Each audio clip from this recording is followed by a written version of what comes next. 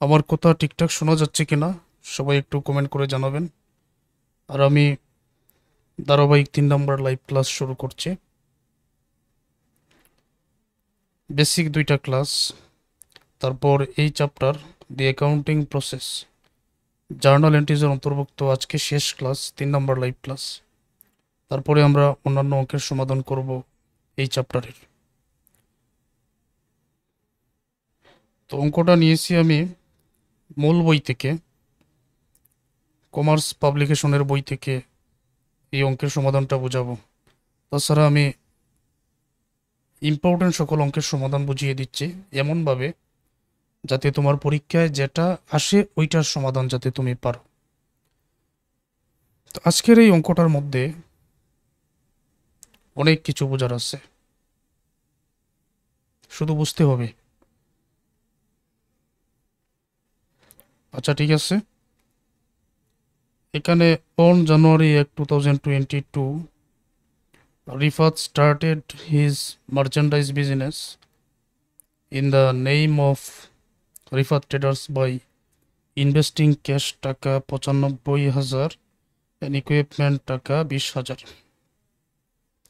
2022 সাল জানুয়ারি মাসের 1 তারিখে রিফাত ব্যবসা শুরু করেছেন, পণ্যের ব্যবসা, মার্চেন্ডাইজিং বিজনেস, পণ্যের ব্যবসা শুরু করেছেন। আর ওই ব্যবসায়ের নাম হলো, মানে ব্যবসা প্রতিষ্ঠানের নাম হলো রিফাত ট্রেডার্স। তো এই যে ব্যবসাটা শুরু করেছেন বাই ইনভেস্টিং, ক্যাশ হলো 95,000 আর যন্ত্রপাতি হলো 20,000। এটার জন্য তো একটা জার্নাল আছে, যা নিয়ে ব্যবসা শুরু করা হয় এটার জন্য একটা জার্নাল আছে। শেষে রিকোয়ার্ড আমাদের give the general journal entries under periodic inventory system, narration is not necessary, ব্যাখ্যার প্রয়োজন নেই। পিরিয়ডিক ইনভেন্টরি সিস্টেমে জাবেদা দাখিলা তৈরি করার জন্য বলা হয়েছে। এখন পিরিয়ডিক ইনভেন্টরি সিস্টেম আর পারপেচুয়াল ইনভেন্টরি সিস্টেম, এই দুইটা সিস্টেমেই মূলত জাবেদা দাখিলা তৈরি করা হয়। সরাসরি বলেছে পিরিয়ডিক ইনভেন্টরি সিস্টেম, এটা আমাদের আর নতুন করে চেনার কোনো প্রয়োজন নেই। আমরা যেরকমভাবে আগের ক্লাসগুলোতে বা যে কোনো সময় আমরা সাধারণত যেভাবে জাবেদা দাখিলা দেই, আমরা মূলত পিরিয়ডিক ইনভেন্টরি সিস্টেমেই জাবেদা দাখিলাগুলো দিচ্ছি। আর পারপেচুয়াল ইনভেন্টরি সিস্টেম বললে ওইটা আলাদা, মার্চেন্ডাইজ অপারেশন নামে আলাদা চ্যাপ্টার তোমাদের আছে। পরবর্তী ধারাবাহিক ক্লাসগুলোতে ওই অঙ্কগুলোর সমাধান হবে ধারাবাহিক। সুতরাং বুঝতে পারলাম, যদিও এই জায়গায় বলেছে আন্ডার পিরিয়ডিক ইনভেন্টরি সিস্টেম, আমরা সাধারণত যেইভাবে জাবেদা দাখিলা দিয়ে থাকি ওইভাবেই জাবেদা দাখিলাটা দিতে হবে, নতুন কিছু নয়। এখন আমি এক এক করে তোমাদেরকে এগুলা বসিয়ে বোঝাচ্ছি, ব্যাখ্যা করে বোঝাচ্ছি। আর কারো যদি বুঝতে কোনো অসুবিধা হয় কমেন্টস করে রাখবেন। ক্লাসের রেকর্ডিং থাকবে, ক্লাসটা শেষ হওয়ার পরে আমি ড্রাইভে দিয়ে দিব, ওইখান থেকে ফুল এইচডি দিয়ে ফুল স্ক্রিনে ক্লাস দেখা যাবে। আর চেষ্টা করবেন লাইভ ক্লাস করার জন্য, প্রতিদিন চেষ্টা করবেন লাইভ ক্লাস করার জন্য।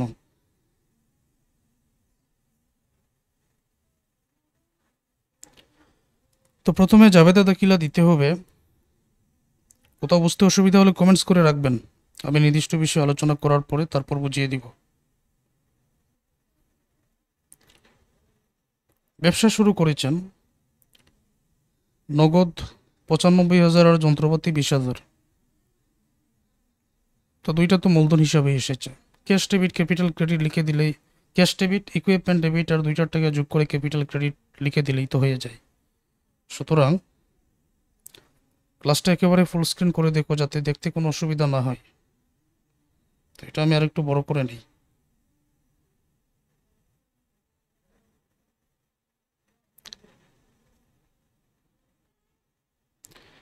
2022 জানুয়ারি 1 ক্যাশ ডেবিট 95,000, ইকুইপমেন্ট ডেবিট 20,000, দুইটা যোগ করে ক্যাপিটাল ক্রেডিট 1,15,000।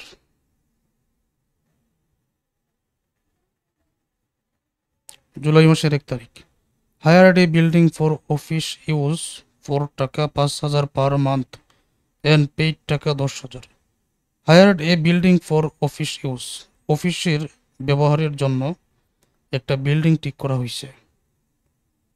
অফিসে ব্যবহারের জন্য জুলাই 1 তারিখ একটা বিল্ডিং ঠিক করা হয়েছে, প্রতি মাসে 5,000 টাকা, কিন্তু পরিশোধ করা হয়েছে 10,000 টাকা। এখন জুলাই মাসের 1 তারিখে বিল্ডিংটা ঠিক করা হয়েছে যে এটা অফিসের কাজে ব্যবহার করা হবে, এটা বুঝতে পারলাম। প্রতি মাসে 5,000 দিতে হবে, এটাও বুঝতে পারলাম। কিন্তু যে 10,000 টাকা তুমি জুলাই মাসের 1 তারিখেই যে ভাড়াটা দিয়ে দিলে অফিস বিল্ডিংয়ের অফিসের জন্য ব্যবহার করবে, 1 তারিখেই যে তুমি ভাড়াটা দিয়ে দিলে, এখনো তো ভাড়ার মেয়াদ উত্তীর্ণ শেষই হয়নি, তুমি এখানে কি ভাড়াটা দিলে? তো বিষয়টা দাঁড়ায় যে এটা অগ্রিম দেওয়া হয়েছে, প্রিপেইড ভাড়া, প্রিপেইড রেন্ট, অগ্রিম ভাড়া ওইটা দেওয়া হয়েছে। অফিসের প্রয়োজনে ভাড়া 10,000 দিয়েছো, এটা ঠিক, নগদ চলে গেছে, ক্যাশ ক্রেডিট, এটাও ঠিক, কিন্তু এটা অগ্রিম ভাড়া দেওয়া হয়েছে, এই জন্য এটা prepaid rent debit cash credit. বুঝতে পারছো কিনা একটু কমেন্ট করে জানাবো আমাকে। Prepaid rent debit cash credit, 1 তারিখ prepaid rent debit cash credit 10,000 টাকা বসিয়ে দিলাম, হয়ে গেল। সবাই কমেন্টস করবেন, সবাই কমেন্ট করবেন, আর লাইভ ক্লাসে থাকার চেষ্টা করবেন, তাহলে আমার ভালো লাগবে।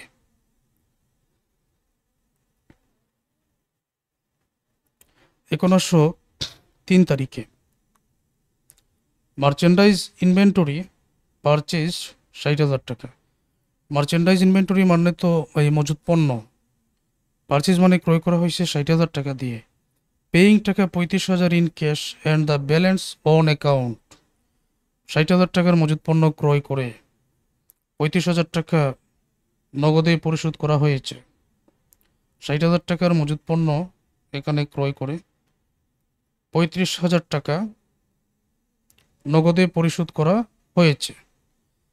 আর and the balance on account, বাকি টাকাটা বকেয়া রয়ে গেছে এখানে বলা হয়েছে। তাহলে এটা উত্তরটা কি?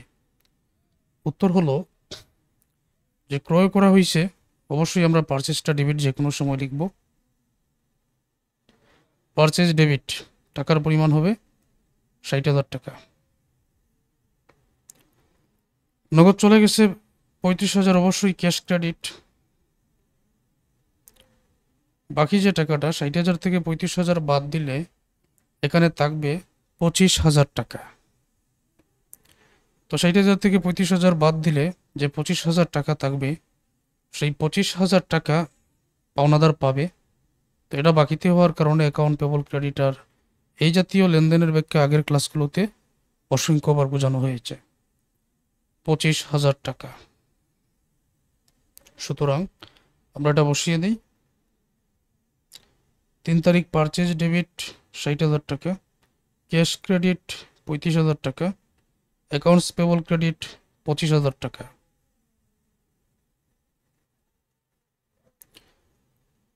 ওকে,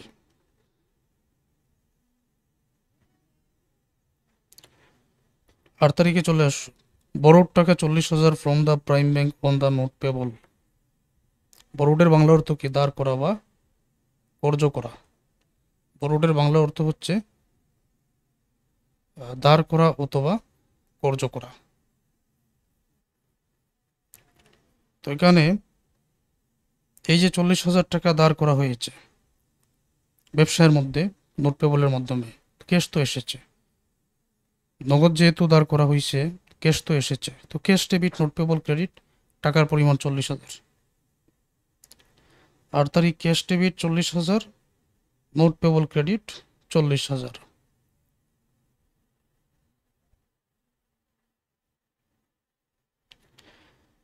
10 তারিখ মার্চেন্ডাইজ সেলস অন অ্যাকাউন্ট টাকা 80,000, কোস্ট 55,000। কোস্ট মানে বিক্রিত পণ্যের ব্যয়। পেরিওডিক ইনভেন্টরি সিস্টেমে বিক্রিত পণ্যের ব্যয় এটার জন্য কোনো জাবেদা হয় না, জাবেদা হয় পারপেচুয়াল ইনভেন্টরি সিস্টেমে। পণ্য বিক্রয় মার্চেন্ডাইজ সেলস, পণ্য বিক্রয় অন অ্যাকাউন্টের বাংলা অর্থ হলো বাকিতে। পণ্য বিক্রয় বাকিতে 80,000 টাকা। নগদে বিক্রয় করলে তো নগদ পাওয়া যেত, এক্ষেত্রে ক্যাশ ডেবিট সেলস ক্রেডিট। পণ্য বিক্রয় যেহেতু বাকিতে, বিক্রয় অবশ্যই credit, account receivable debit sales credit. তো 10 তারিখ account receivable debit sales credit, এটা আমি লিখে নিব। 10 তারিখ account receivable debit sales credit.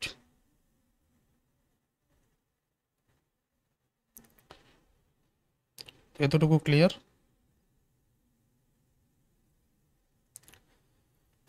তারপর তোমাদের কমেন্ট আসে না কেন?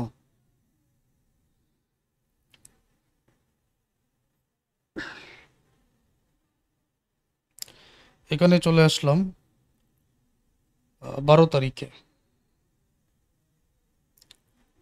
পেইড স্যালারিজ টাকা 30,000 এন্ড অ্যাডভার্টাইজিং এক্সপেন্স টাকা 5,000।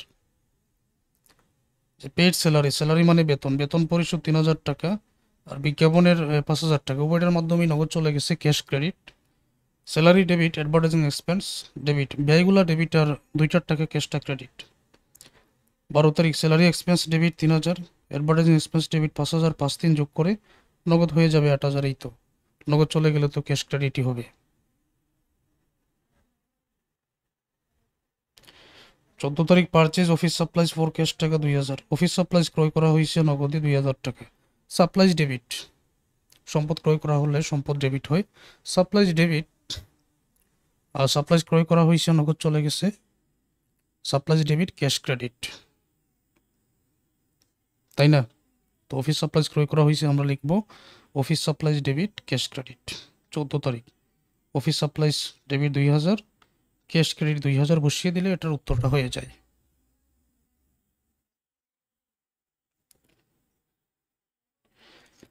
15 তারিখ মার্চেন্ডাইজ পারচেজ অন অ্যাকাউন্ট টাকা 70,000।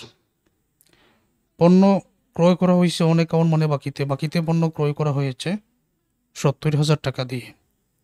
তো বাকিতে পণ্য ক্রয় করলে অবশ্যই পাওনাদারের সৃষ্টি হবে। তো এটা হলো 15 তারিখ।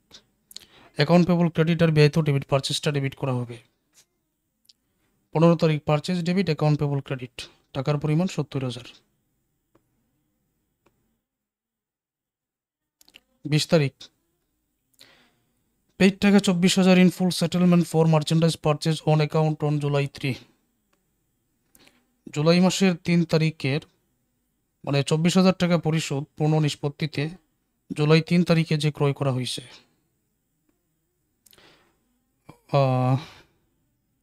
অ্যাকাউন্ট রিসিভেবল বুঝেন নাই কোনটার, কত নম্বর তারিখে একটু আমাকে বলে দিও।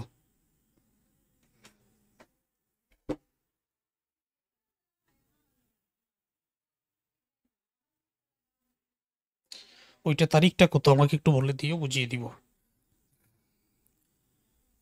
তো এই যে 24,000 টাকা জুলাই 3 তারিখে আমি একটু যাই, এতটুকু আমি কেটে দেই।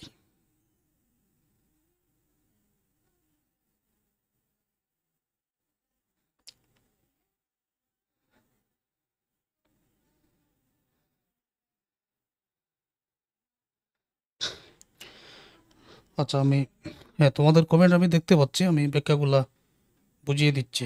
যে যেটা বুঝো নাই কমেন্ট করে রাখো। এটার উত্তর দিয়ে দিই আগে। তো জুলাই 3 তারিখে 60,000 টাকার পণ্য ক্রয় করে 35,000 নগদে পরিশোধ করে দিয়ে পরবর্তী 25,000 টাকা পাওনাদার ছিল। ওই 25,000-এর পূর্ণ নিষ্পত্তিতে 24,000 পরিশোধ। তো এটা জার্নালটা কি হবে? এটা পাওনাদার কিন্তু পেয়েছে, সুতরাং আমরা অ্যাকাউন্ট পেবল ডেবিট করব 25,000, এটা ঠিক। অ্যাকাউন্ট পেবল ডেবিট 25,000, ওকে। নগদ চলে গেছে 24,000। তো পরবর্তী 1,000 কি হবে? ওইটা ডিসকাউন্ট ক্রেডিট 1,000। আচ্ছা, তোমাদেরকে আমি আগের ক্লাসে বলেছি যদি নগদান ডেবিট হয় ডিসকাউন্ট ডেবিট, নগদান ক্রেডিট হলে ডিসকাউন্ট ক্রেডিট। তো এখানে তো নগদ চলে যাওয়ার কারণে নগদান তো ক্রেডিট হবে স্বাভাবিক, তাহলে ডিসকাউন্ট ক্রেডিট। তো ওইটাই তুমি লিখবে। এটা তারিখটা কত? 20 তারিখ। অ্যাকাউন্ট পেবল ডেবিট, এটা এটা ওইভাবে না, বইয়ের মধ্যে যেরকম দেওয়া এটা ওইভাবে না, আমি যেভাবে দিয়েছি ওইটা এইভাবে লিখবেন। Account payable debit 25,000, cash credit 24,000, ওইভাবে লিখবেন। ডিসকাউন্ট ক্রেডিট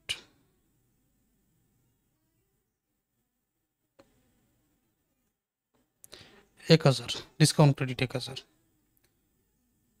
20 তারিখটা ওইভাবে লিখো। এখন তোমাদের প্রশ্নের উত্তর দিই। ওই অ্যাকাউন্ট রিসিভেবল এটা কত তারিখে লিখে দিও। আর কোস্টের দিতে হয় না। ওই যে পেরিওডিক ইনভেন্টরি সিস্টেমে যদি জাবেদা কিলার জন্য বলে তখন কোস্ট অফ গুডস সোল্ড দিতে হয় না।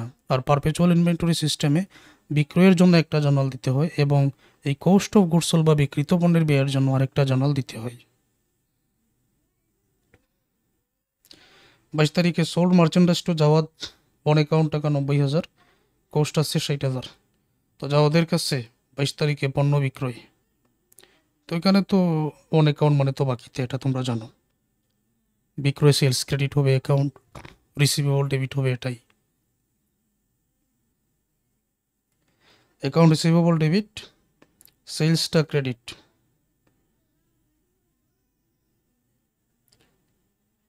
25 তারিখ return merchandise sold on July 22 টাকা 5,000, বিক্রিত পণ্যের ব্যয় 3,000। Return merchandise sold, return merchandise পণ্য বিক্রয়, রিটার্ন মার্চেন্ডাইজ সোল্ড পণ্য বিক্রয় করার পরে ফেরত প্রাপ্তি 22 তারিখের 5,000। তো 22 তারিখে তো দেখতে পাচ্ছি বিক্রি করেছিলাম 90,000 টাকার পণ্য, 5,000 টাকার পণ্য ফেরত পেয়েছি। বিক্রয় করার পরে যেটা ফেরত পেয়েছে সেটার নাম কি? সেটার নাম বিক্রয় ফেরত, ইংরেজি নাম সেলস রিটার্ন। তোমাদের কাছে প্রশ্ন হলো সেলস রিটার্ন কোন হিসাবের মধ্যে পড়ে? উত্তর হলো সেলস রিটার্ন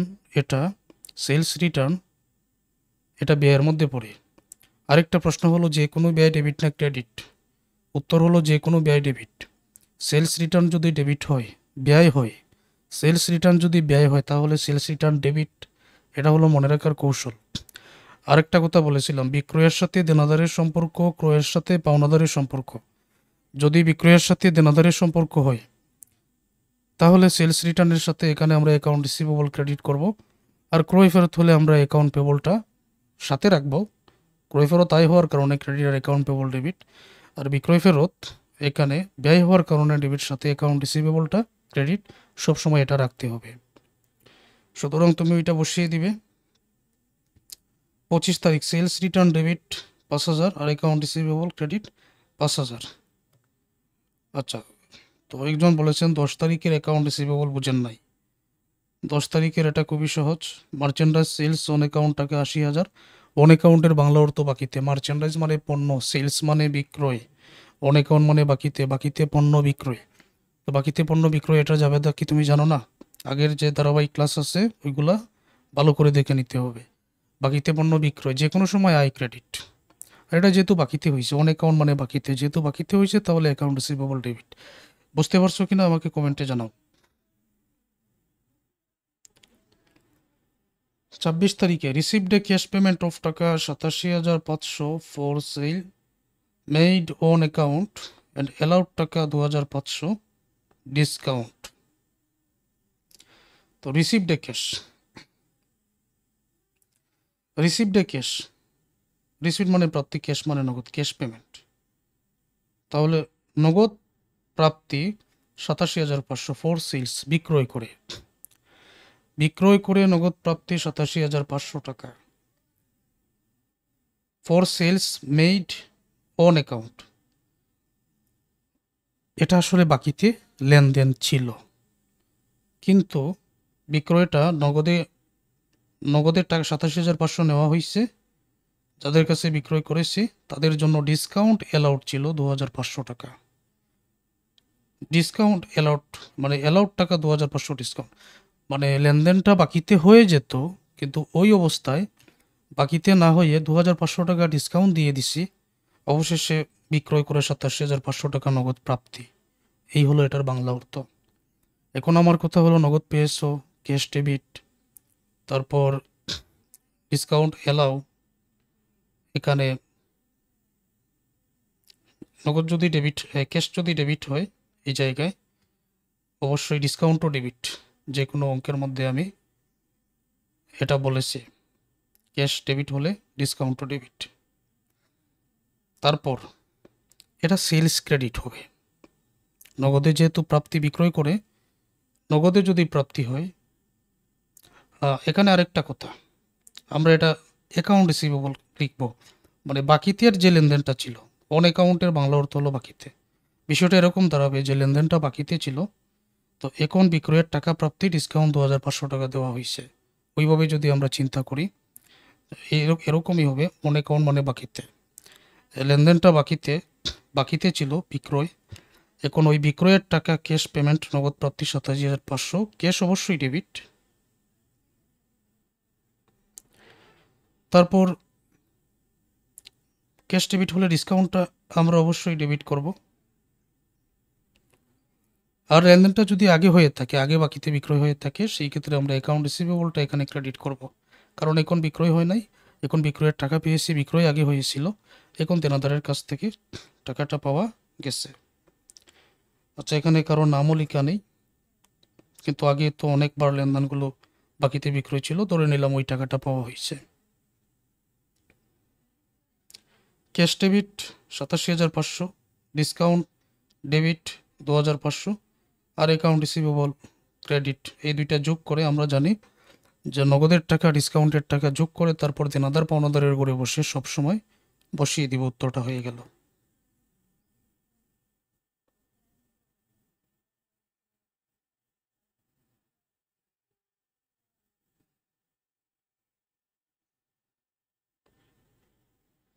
আঠাশ তারিখ, paid electricity bill for the month of July 2022 টাকা 2,500। পেইড মানে পরিশোধ, ইলেকট্রিসিটি বিল মানে বিদ্যুৎ বিল পরিশোধ করা হয়েছে for the month of July 2022 সাল। 2022 সালে বিদ্যুৎ বিল পরিশোধ করা হয়েছে 2,050 টাকা। তো বিদ্যুৎ বিল পরিশোধ করা হলে এই বিদ্যুৎ বিল পরিশোধ এগুলাকে একটা ব্যয় নামে উল্লেখ করা হয়, এটা হচ্ছে ইউটিলিটি এক্সপেন্স, উপযোগ খরচ। তখন নগদ চলে যাবে অবশ্যই, ক্যাশটা ক্রেডিট আর ইউটিলিটি এক্সপেন্সটাই ডেবিট হবে 2,500। 28 তারিখ, utility expense debit cash credit 2,500।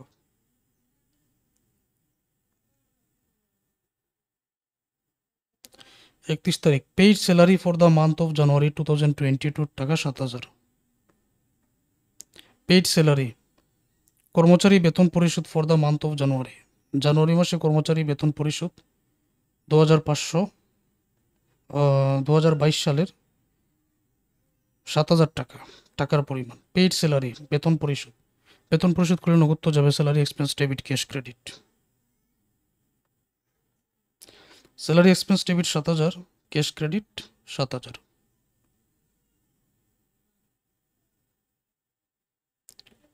Coast of unused supplies taka 1,000। অব্যবহৃত সাপ্লাইজের ব্যয়, কোস্ট অফ আনইউজড সাপ্লাইজ, অব্যবহৃত সাপ্লাইজের ব্যয় হলো 1,000 টাকা। আমার কথা কি পরিষ্কার শোনা যায়? লাইভটা কি ঠিক আছে? একটু আমাকে কমেন্ট করে জানান তো।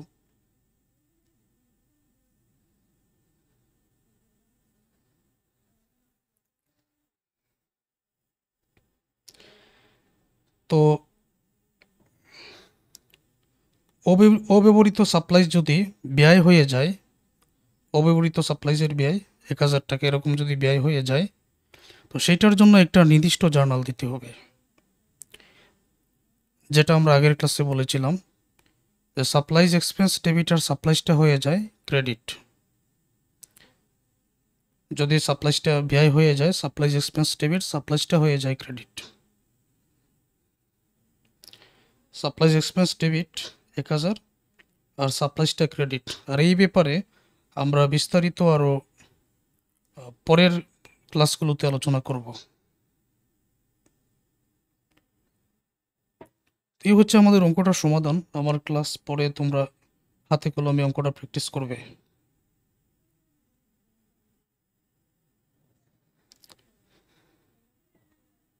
এখানে চাইলে আরেকটা জাবেদা দাখিলা দেওয়া যায়, না দিলেও চলবে, বইয়ের মধ্যে দেওয়া হয় নাই। ওই যে অফিসের ভাড়ার 1 মাসের মেয়াদ তো শেষ হয়ে গেছে, তো এটারও জাবেদা দাখিলা দেওয়া যায় যদি মেয়াদ 1 মাসের 5,000 তো উত্তীর্ণ হয়ে গেছে।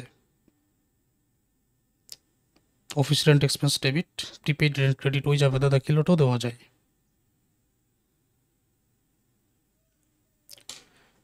তাহলে আজকে আমাদের ক্লাস এই পর্যন্ত। আমরা আগামীকাল থেকে মানে আগামী ক্লাসে নতুন কিছু অঙ্কের সমাধান করব ইনশাল্লাহ। ধারাবাহিক ক্লাসে অনেক নতুন নতুন অঙ্ক আসবে, তোমরা চেষ্টা করবে লাইভে ক্লাসগুলো করার জন্য। তো আজকের এই ক্লাসটা এই পর্যন্ত।